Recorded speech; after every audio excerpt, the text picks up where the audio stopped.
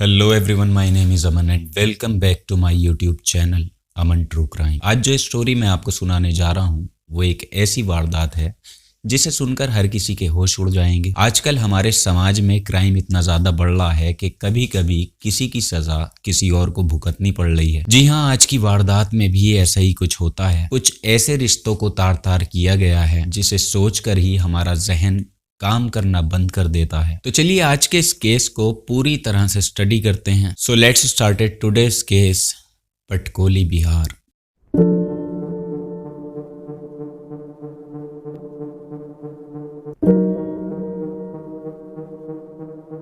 असल में आज की वारदात में ऐसा ही कुछ देखने को मिलेगा कि किसी बड़े के करने की सजा उसके बच्चों को मिलती है और ऐसी सजा मिलती है जिसको सोचकर भी हमारे रोंगटे खड़े हो जाएं। Today's true incident is from Bihar. एक बच्ची जो कि अपने स्कूल से एक दिन जल्दी आ जाती है घर पे, और स्कूल से आकर बच्चा सबसे पहले अपनी माँ को ही आवाज लगाता है, अपनी माँ को ढूंढता है, और उसने भी ऐसा ही किया। वो अपनी माँ को आवाज लगाती है लेकिन माँ कोई जवाब नहीं देती। माँ के कमरे के सामने जाकर वो माँ को पुकार रही थी और कोई भी जवाब ना मिलने पर उसने आवाज तेज लगानी शुरू कर दी, और काफी देर के बाद उसकी माँ के कमरे का दरवाजा खुलता है और उसमें से उसी के गांव में रहने वाला एक शख्स बाहर आता है। वो लड़की उस आदमी को बाहर आता हुआ देखकर बहुत ज्यादा हैरान थी। उस आदमी के बाहर आने के कुछ देर बाद ही उसकी माँ अपनी साड़ी को सही करते हुए बाहर आती हैं, और ये आदमी उस लड़की से कहता है कि बेटा,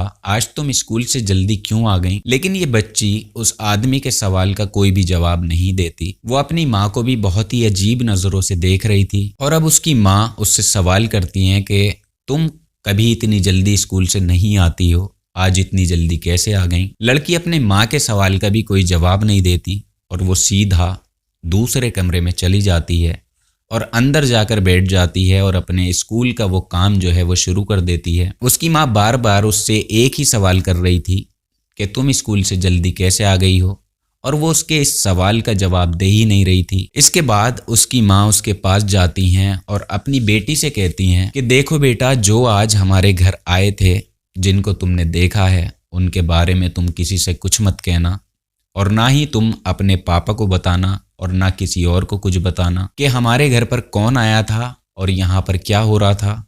अगर तुमने किसी को बताया तो लोग मेरे बारे में पता नहीं क्या क्या सोचेंगे। लेकिन लड़की माँ की बात का कोई जवाब नहीं देती। वो चुपचाप अपने काम में लगी रहती है। माँ भी लड़की से ये बात करके अपने काम करने के लिए बाहर चली जाती हैं और घर के काम में लग जाती हैं। अब वक्त इसी तरह गुजरता गया और इसके बाद एक दिन अचानक ये लड़की घर से गायब हो जाती है, और उसके बाद उसकी डेड बॉडी मिलती है। उसकी डेड बॉडी की कंडीशन इतनी बुरी थी कि उसको देखने वालों की भी हालत खराब हो गई थी। पश्चिम बिहार में एक थाना लगता है पटकोली। पटकोली थाने में एक आदमी रहता था जिसका नाम रामलाल था। रामलाल की उम्र लगभग 50 साल थी और उसकी बीवी का नाम रीता था जिसकी उम्र लगभग 40 साल थी।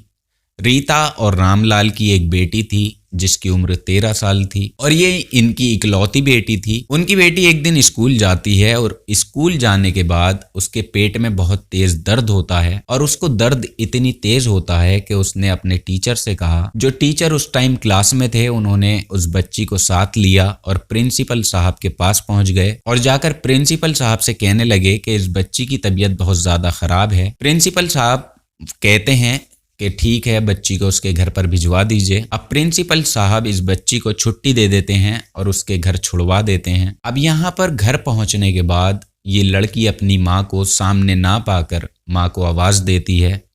ये लड़की अपनी माँ को आवाज़ दे रही थी और माँ कोई भी जवाब नहीं देती। ये देखती है कि उसकी माँ का जो कमरा था वो अंदर से बंद है। ये कमरे के बिल्कुल सामने आकर खड़ी होकर माँ को बार बार पुकारती है, लेकिन अंदर से कोई भी आवाज नहीं आती और ना ही कोई बाहर निकल कर आता है। लेकिन ये लगातार आवाज देती ही रहती है। अब कुछ ही देर के बाद ये कमरे में झांक कर देखती है तो उसकी माँ किसी गैर मर्द के साथ आपत्तिजनक स्थिति में थी, और कुछ ही देर बाद कमरे से उनके गांव का एक सरपंच बाहर आता है और उनके घर से चला जाता है। 1-2 दिन का टाइम गुजरने के बाद वो जमींदार दोबारा उनके घर पर आता है। वो आदमी उनके घर आने के बाद रीता से कहता है कि देखो, कहीं ऐसा ना हो कि तुम्हारी लड़की किसी को कुछ बता दे, क्योंकि तुम्हारी लड़की ने उस दिन हम दोनों को एक साथ देखा था।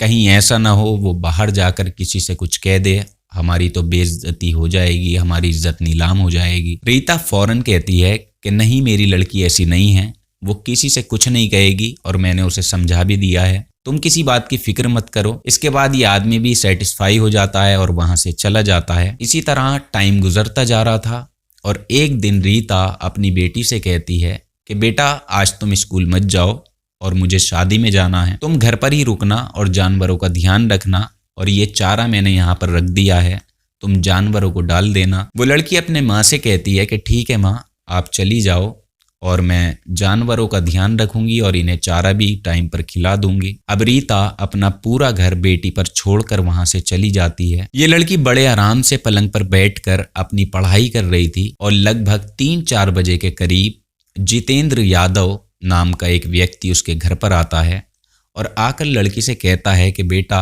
क्या हुआ, आज तुम्हारी मम्मी चारा लेने नहीं आई। जितेंद्र यादव उस लड़की के बाप का दोस्त था, इसलिए उसका घर पर भी आना जाना लगा रहता था। वो कहती है कि नहीं चाचा, आज माँ चारा लेने नहीं आई क्योंकि वो एक शादी में गई हुई हैं और ये बोलकर गई थी कि मैं घर पर ही रहूं, और ये चारा वो रख कर गई थी और यही मैं जानवरों को खिला दूंगी। जितेंद्र यादव बच्ची से कहता है कि बेटा, ऐसा करो, तुम मेरे साथ चलो और मैं किसी से भी चरी कटवा कर तुम्हें दे दूंगा और तुम अपने जानवरों को खिला देना। वो लड़की कहती है ठीक है, मैं आपके साथ चलती हूँ, और इसके बाद उसके साथ वो खेतों की तरफ चल पड़ती है। शाम काफी हो गई थी, इसलिए खेतों की साइड सब सुनसान इलाका पड़ा हुआ था, कोई आसपास भी नहीं था।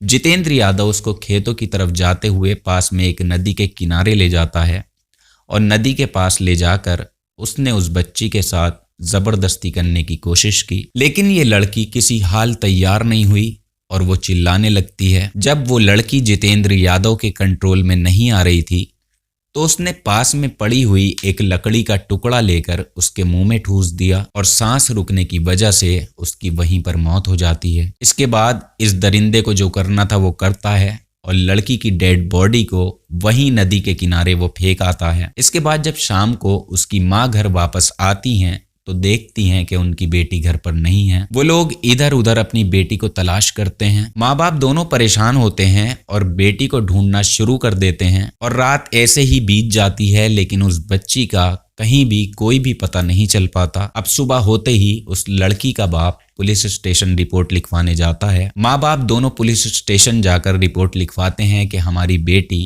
कल रात से गायब है। तब पुलिस पूछती है कि आपको किसी पर कोई शक तो नहीं है। तब माँ 5 लोगों का नाम लिखवाती है और पुलिस ने फौरन उन 5 लोगों को उठाया और पुलिस स्टेशन लाकर पुलिस वालों ने उनसे पूछताछ शुरू की। जब उनसे बात की गई तो कोई क्लू नहीं मिल पाता, लेकिन जब 5वें आदमी से पूछा जा रहा था तब वो बार बार अपने बयान को बदल रहा था और घबराया हुआ भी था, और ये 5वां आदमी कोई और नहीं बल्कि जितेंद्र यादव था। पुलिस को शक होता है और पुलिस अपने पुलिसिया अंदाज में उससे पूछताछ करती है और पुलिस के सवालों का जवाब ना देने पर पुलिस समझ जाती है कि यही आरोपी हो सकता है। कुछ देर बाद जितेंद्र यादव डंडा चलते ही बोल पड़ता है। उसने पुलिस को जो बात बताई वो सुनकर पूरी इंसानियत को शर्मनाक होना पड़ा। उसने पुलिस को बताया कि इस बच्ची के बाप से मेरी दोस्ती थी, मेरा इनके घर पर काफ़ी आना जाना था और इसी दौरान इस बच्ची की माँ से मेरा अफेयर हो जाता है और ये अफेयर इतना आगे बढ़ गया कि हमारे बहुत करीबी रिलेशन हो गए।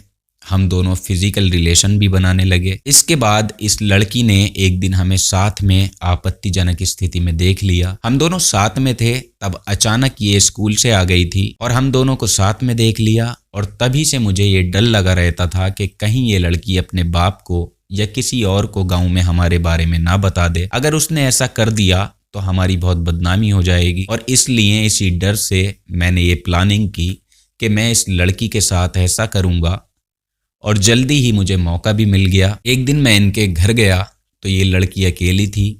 तब मैं उसको अपने साथ खेतों पर लेकर गया। खेतों पर जाते हुए जो बीच में नदी पड़ती है उसके किनारे में ऐसे लेकर चला गया। वहां जाकर मैंने लड़की के साथ जबरदस्ती करने की कोशिश की, लेकिन वो बहुत ज्यादा चिल्ला रही थी। तभी मैंने पास में पड़ी हुई एक लकड़ी का टुकड़ा उसके मुंह में ठूस दिया, जिसकी वजह से दम घुटने की वजह से उसकी मौत हो गई और मैं उस लड़की की बॉडी को वहीं नदी किनारे छोड़ आया हूँ। सब बहुत ज़्यादा हैरान थे और पुलिस भी हैरान थी कि अपनी गलती को छुपाने के लिए उसने एक छोटी सी बच्ची का कत्ल कर दिया था। तभी पुलिस उसको लेकर उस नदी के किनारे पर पहुंचती है। वहां पहुंचकर देखते हैं कि वो बच्ची बिल्कुल बिना कपड़ों के वहां पर पड़ी हुई थी। उसकी बॉडी पर इतनी ज़्यादा चोटें थीं और उसकी कंडीशन इतनी ज़्यादा ख़राब थी कि लगता था कि काफ़ी सारे लोगों ने मिलकर इसका रेप किया है। फिलहाल पुलिस इस केस को सुलझाने की कोशिश कर रही है कि क्या सिर्फ जितेंद्र यादव ने इसका रेप किया था या फिर और भी लोग इसके साथ शामिल थे। लेकिन ये घटना